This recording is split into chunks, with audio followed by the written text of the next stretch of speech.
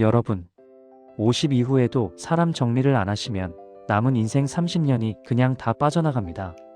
잠깐 너무 직설적이었나요? 아닙니다. 오히려 지금부터 제가 드릴 말씀은 여러분이 평생 듣고 싶었지만 아무도 해주지 않았던 이야기입니다. 여러분을 외롭게 만드는 건 나이가 아닙니다. 여러분을 지치게 만드는 건 몸이 아닙니다. 여러분의 에너지를 빼앗아가는 건 바로 곁에 둔 사람들입니다. 오늘 이 영상의 주제는 명확합니다. 50부터는 사람을 다시 골라라. 이건 제 말이 아닙니다.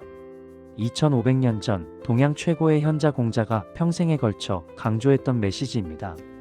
공자는 73세까지 살면서 수많은 사람을 만나고 배신당하고 떠나보냈습니다.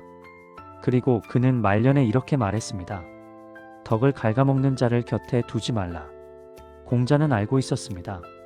노년에 가장 무서운 건 질병도 가난도 아니라는 것을, 가장 무서운 건 잘못된 사람과의 관계라는 것을, 그 관계가 당신의 마지막 30년을 통째로 삼켜버린다는 것을. 오늘 저는 여러분께 세 가지 인간 유형에 대해 말씀드리려 합니다.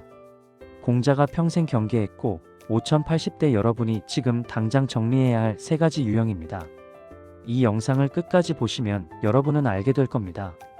왜 만나고 나면 자꾸 지치는지, 왜 착하게 살았는데도 외로운지, 그리고 지금부터 무엇을 해야 하는지. 자, 그럼 시작하겠습니다. 인생의 전반전 vs 후반전, 왜 이제 사람을 다시 봐야 하는가? 먼저 한 가지 질문을 드리겠습니다. 여러분, 20대 40대 때 연락하던 사람이 지금 몇 명이나 남아 있습니까? 회사 동료, 골프 모임, 동창회, 친척.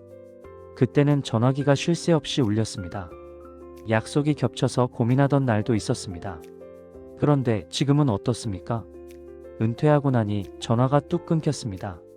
명함을 버리는 순간 사람들도 함께 사라졌습니다. 그래도 우린 진짜 친구지라고 믿었던 사람들마저 이유 없이 연락이 뜸해졌습니다. 이건 여러분 잘못이 아닙니다. 이건 구조입니다. 2040대의 인간관계는 역할 중심입니다. 부장님, 사장님, 누구 엄마, 누구 아빠. 우리는 역할로 연결되어 있었습니다. 역할이 있으니 관계가 유지되었습니다. 그런데 5080대는 다릅니다. 역할이 사라집니다. 명함이 없어집니다. 조직에서 나옵니다. 자녀들은 독립합니다. 그 순간 관계의 본질이 드러납니다. 이 사람은 정말 나를 사람으로 봤을까? 아니면 그냥 내 역할, 내 지위, 내가 해줄 수 있는 무언가를 봤을까? 여러분, 이게 50대 이후 가장 먼저 마주하는 진실입니다. 그래서 공자는 말했습니다. 군자는 의로 사귀고 소인은 이익으로 사귄다. 역할과 이익으로 맺어진 관계는 역할과 이익이 사라지면 끝입니다. 그게 나쁜 게 아닙니다. 그게 현실입니다. 문제는 많은 분들이 이 현실을 받아들이지 못한다는 겁니다. 내가 뭘 잘못했나? 왜 사람들이 나를 떠나지?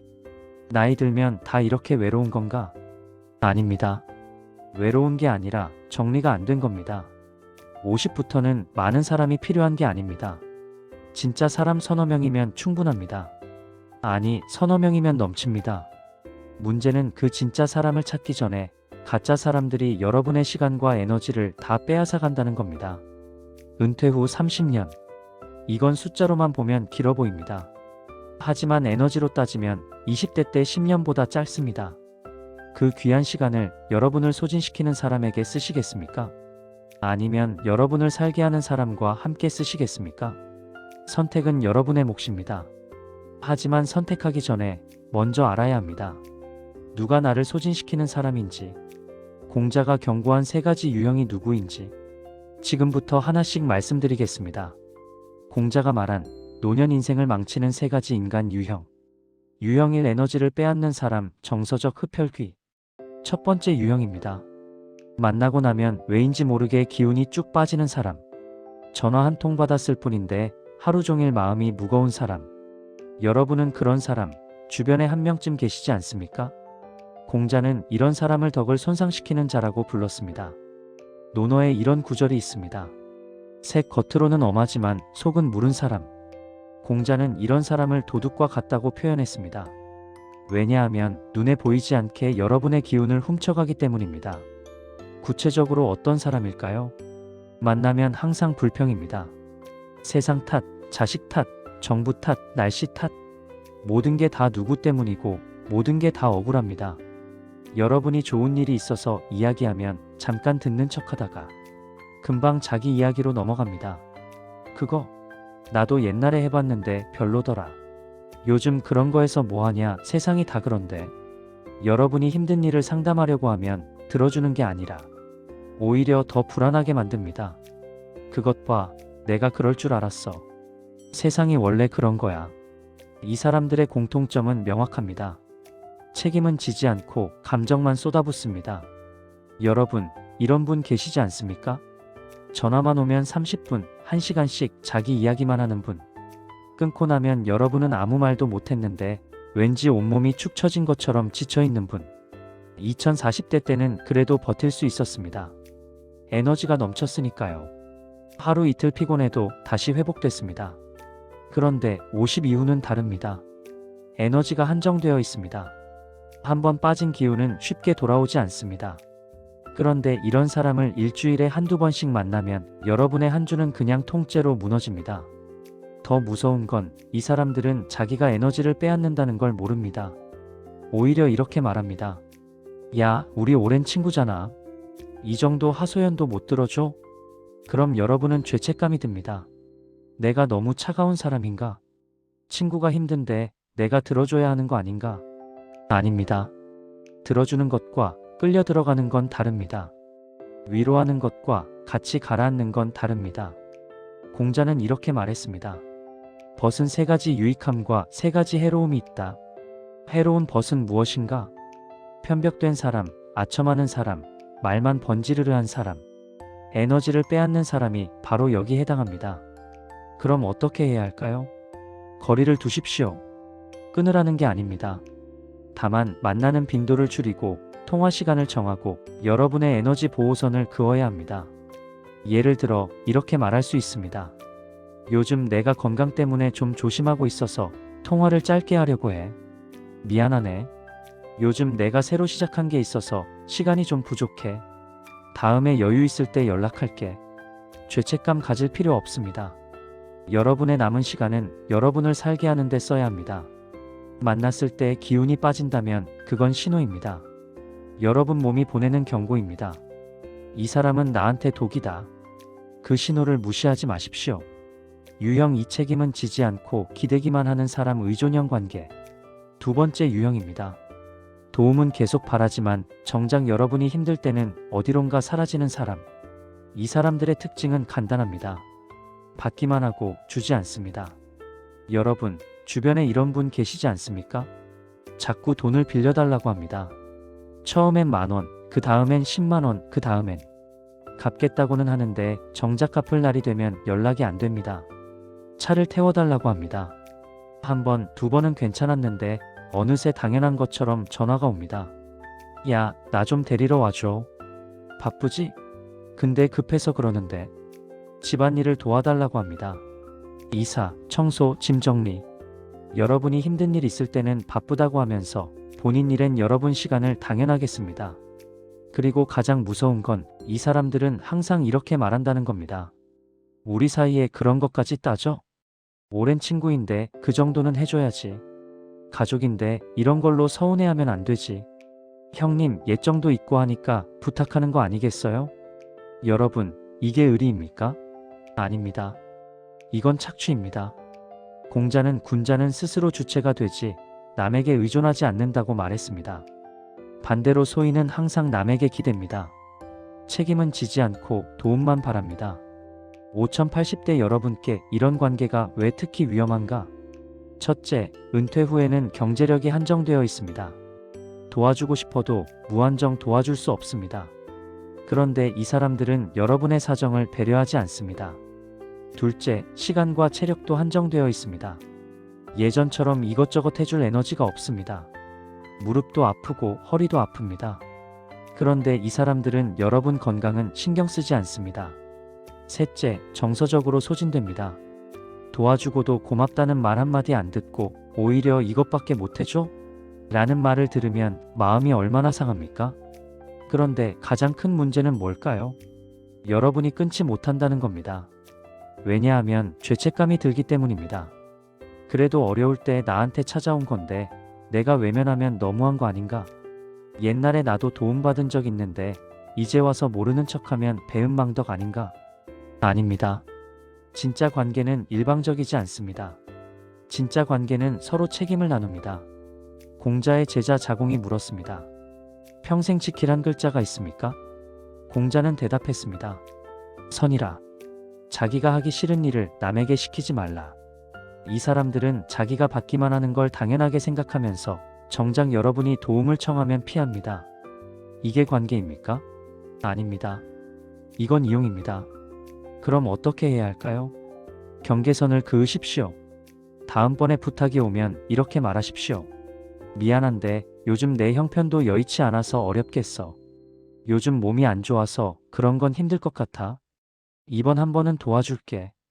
그런데 다음부터는 스스로 해결해봐. 단호해도 괜찮습니다. 여러분이 지켜야 할 건 관계가 아니라 여러분 자신입니다. 그리고 한 가지 더 기억하십시오. 진짜 사람은 여러분이 거절해도 떠나지 않습니다. 오히려 그래, 무리하지 말라고 말해줍니다. 반대로 거절했을 때 화내고 떠나는 사람은 애초에 여러분을 사람으로 본 게 아닙니다. 수단으로 봤을 뿐입니다.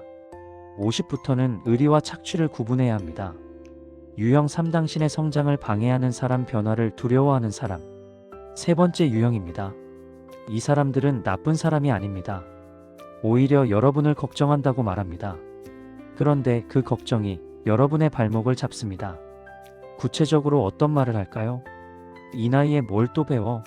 그냥 쉬어. 운동? 무리하다가 다치면 어떡하려고? 새로 사업? 나이 들어서 망하면 누가 책임져? 요즘 노인네들이 너무 설치는 거 아냐? 조용히 살아야지. 여러분, 이런 말 들어보신 적 있으십니까? 심지어 가족이나 오랜 친구한테서 이런 말을 들으면 더 마음이 아픕니다. 나를 생각해서 하는 말이겠지. 맞아. 내가 너무 무리하는 건가? 그렇게 한 발 물러서고 또 한 발 물러서다 보면 어느새 아무것도 안 하게 됩니다. 소파에 앉아서 TV만 보고 하루하루가 그냥 지나가고 이게 노년인가 하는 허무함만 커집니다. 공자는 말했습니다. 나는 15에 배움의 뜻을 두었고 30에 섰으며 40에 미혹되지 않았고 50에 천명을 알았고 60에 귀가 순해졌으며 70에 하고 싶은 대로 해도 법도에 어긋나지 않았다. 여기서 핵심은 뭘까요? 공자는 멈추지 않았다는 겁니다. 73세까지 살면서 마지막 순간까지 배우고 성장하고 변화했습니다. 50에 천명을 알았다는 건 50부터가 진짜 시작이라는 뜻입니다. 60에 귀가 순해졌다는 건 60이 되어서도 여전히 배우고 있었다는 뜻입니다. 70에 하고 싶은 대로 했다는 건 70에도 여전히 하고 싶은 것이 있었다는 뜻입니다. 그런데 지금 우리 사회는 어떻습니까? 50만 넘으면 이제 슬슬 내려놓아야지라고 말합니다. 60 넘으면 할 만큼 했으니 쉬어야지라고 합니다. 70 넘으면 이 나이에 뭘 더 하려고라고 합니다. 누가 이런 말을 합니까? 바로 여러분을 변화하지 못하게 붙잡는 사람들입니다. 왜 이 사람들이 위험한가? 첫째, 이 사람들은 자기 두려움을 여러분에게 투사합니다. 본인이 새로운 걸 두려워하니까 여러분도 두려워해야 한다고 생각합니다. 둘째, 이 사람들은 여러분이 변화하면 불편합니다. 여러분이 성장하면 자기는 뒤처지는 것 같으니까요. 그래서 무의식적으로 여러분을 자기 수준에 묶어두려고 합니다. 셋째, 이 사람들과 있으면 여러분도 점점 무기력해집니다. 맞아, 이 나이에 뭘 더 하겠어? 라는 생각이 자꾸 듭니다. 하지만 진실은 이겁니다. 5080대야말로 진짜 배움이 시작되는 나이입니다. 조직의 눈치를 볼 필요 없습니다. 남보기 부끄러워할 필요 없습니다. 실패해도 잃을 게 없습니다. 70세에 수채화를 시작해서 80세에 첫 개인전을 연 분이 있습니다. 65세에 유튜브를 시작해서 지금 수십만 구독자를 가진 할머니가 있습니다. 75세에 마라톤을 시작해서 80세에 풀코스를 완주한 할아버지가 있습니다. 이분들의 공통점이 뭘까요? 주변의 만류를 무시했다는 겁니다. 그 나이에 무슨 그림이야 라는 말을 듣고도 붓을 들었습니다. 할머니가 무슨 유튜브냐는 말을 듣고도 카메라를 켰습니다. 무릎 나가면 책임질 거냐는 말을 듣고도 운동화 끈을 묶었습니다. 그리고 이분들은 입을 모아 이렇게 말합니다. 내 인생에서 가장 행복한 시간이 지금이다. 여러분, 5080대는 인생의 끝이 아닙니다. 인생의 이막입니다. 그런데 이 이막을 변화를 두려워하는 사람들과 함께 보내면 무대 위에 올라가지도 못하고 끝납니다. 공자는 이렇게 말했습니다. 배우고 때때로 익히면 또한 기쁘지 아니한가. 배움은 나이와 상관없습니다. 배움은 기쁨입니다. 배움은 삶을 지탱하는 힘입니다. 그 배움을, 그 기쁨을, 그 힘을 누군가의 부정적인 말 한마디 때문에 포기하지 마십시오. 이제 어떻게 해야 할까요? 여러분을 응원하는 사람을 찾으십시오. 작은 시도라도 대단하다고 말해주는 사람, 할 수 있다고 믿어주는 사람, 나도 한번 해볼까? 라고 따라오는 사람, 그런 사람 한 명이면 충분합니다. 그리고 변화를 막는 사람들에게는 이렇게 말하십시오. 걱정해줘서 고마워. 그런데 나는 한번 해볼게. 내 인생이니까 내가 선택할게. 단호하게. 하지만 정중하게. 50부터는 남의 허락을 구할 나이가 아닙니다. 스스로 결정하고 스스로 책임지는 나이입니다. 5080대가 꼭 기억해야 할 관계 재선별 7원칙. 자, 여기까지 3가지 유형을 말씀드렸습니다. 에너지를 빼앗는 사람, 책임 없이 기대기만 하는 사람, 변화를 방해하는 사람. 그럼 이제 질문이 생길 겁니다. 좋아요, 이해했어요. 그럼 구체적으로 어떻게 해야 하나요? 지금부터 말씀드리는 7가지 원칙을 메모해 두시기 바랍니다. 원칙 1. 나를 존중하지 않는 사람에게 더 이상 시간을 투자하지 않는다. 여러분 시간은 여러분 것입니다. 여러분을 함부로 대하는 사람, 약속을 어기는 사람, 말과 행동이 다른 사람, 이런 사람에게 시간을 쓰는 건 여러분 자신을 존중하지 않는 겁니다. 원칙 2. 만난 뒤에 기운이 빠지는 사람보다 만난 뒤에 마음이 편안해지는 사람을 고른다. 아주 간단한 기준입니다. 통화를 끊고 나서 혹은 만나고 헤어진 뒤에 여러분 가슴에 손을 얹고 물어보십시오. 지금 기분이 어때? 무겁다면 그 사람은 여러분께 맞지 않는 겁니다. 가볍다면 그 사람이 진짜 사람입니다. 원칙 3. 부탁만 하는 사람보다 책임을 함께 나누는 사람을 곁에 둔다. 관계는 균형입니다. 한쪽이 계속 주고 한쪽이 계속 받으면 그건 관계가 아니라 거래입니다. 진짜 사람은 여러분이 힘들 때 먼저 손 내밀어 줍니다. 말하지 않아도 알아챕니다. 뭐 필요한 거 없어? 라고 물어봅니다. 원칙 4. 나의 변화를 비웃는 사람보다 작아도 한 걸음을 응원해주는 사람을 선택한다. 여러분이 새로운 걸 시작했을 때 첫 번째 반응을 보십시오. 괜찮겠어? 조심해라고 말하는 사람과 와, 대단한데? 응원할게 라고 말하는 사람. 전자는 여러분을 묶어두려는 사람이고 후자는 여러분을 날게 하는 사람.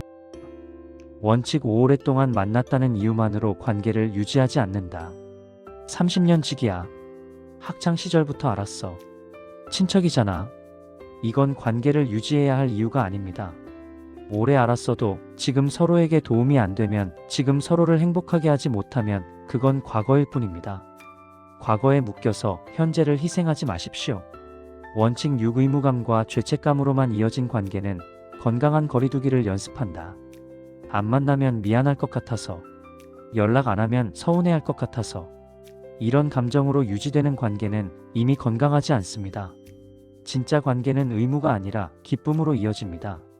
거리두기가 필요하다면 천천히 조용히 멀어지십시오. 설명할 필요도 없습니다. 원칙 7. 결국 나를 더 좋은 사람으로 만드는 사람과 함께 남은 인생을 걸기로 결심한다. 이게 가장 중요한 원칙입니다. 여러분을 더 건강하게 만드는 사람, 여러분을 더 배우게 만드는 사람, 여러분을 더 웃게 만드는 사람, 여러분을 더 용기 있게 만드는 사람, 그런 사람 서너 명이면 남은 인생 30년이 충분히 풍요롭습니다. 여러분, 이 7가지 원칙을 휴대폰에 저장해 두십시오. 수첩에 적어 두십시오. 그리고 새로운 사람을 만날 때마다, 기존 사람과의 관계를 점검할 때마다 이 원칙을 꺼내 보십시오. 이게 여러분의 나침반이 될 겁니다. 공자는 73세까지 살면서 마지막 순간까지 배우고 성장했습니다. 그리고 우리에게 이 메시지를 남겼습니다. 군자는 스스로 주체가 되지 남에게 의존하지 않는다. 덕을 손상시키는 자를 곁에 두지 말라. 배움에는 때가 없다. 2500년 전이나 지금이나 노년의 행복을 결정하는 건 같습니다. 어떤 사람과 함께 하느냐? 오늘 잠들기 전에 종이 한 장을 꺼내십시오. 그리고 두 줄을 그으십시오. 첫 번째 줄에는 나를 지치게 하는 사람 한 명의 이름을 적으십시오. 두 번째 줄에는 나를 살게 하는 사람 한 명의 이름을 적으십시오. 그리고 결심하십시오. 첫 번째 사람과는 조용히 거리를 두겠다고. 두 번째 사람에게는 내일 먼저 연락하겠다고. 그 작은 결심 하나가 여러분의 남은 인생을 바꿉니다. 여러분, 50부터는 인생이 끝나는 게 아닙니다. 50부터는 진짜 인생이 시작됩니다. 역할이 아니라 진심으로, 의무가 아니라 기쁨으로, 과거가 아니라 현재로 사람을 다시 고르십시오. 그리고 남은 30년을 여러분을 살게 하는 사람들과 함께 진짜 여러분답게 사십시오. 여러분은 충분히 가치 있는 사람입니다. 여러분은 충분히 사랑받을 자격이 있습니다. 여러분은 충분히 행복할 수 있습니다. 50부터는 사람을 다시 골라라. 이 한 문장을 가슴 깊이 새기시기 바랍니다. 긴 시간 함께 해주셔서 감사합니다. 여러분 모두의 남은 인생이 진짜 사람들과 함께하는 따뜻하고 빛나는 시간이 되기를 진심으로 응원합니다. 여러분, 이제 시작입니다.